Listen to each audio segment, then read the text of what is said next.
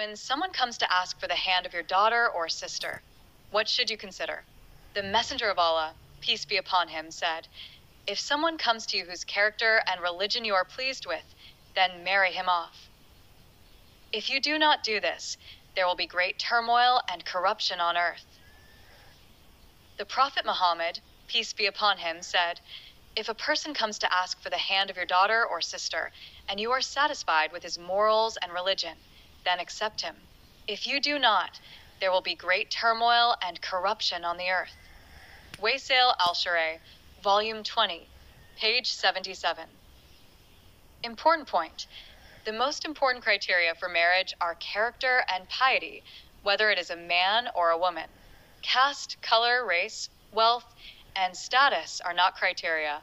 These are standards we have created ourselves. And that is why the difficulties and issues of marriage are increasing. We are falling prey to turmoil and corruption.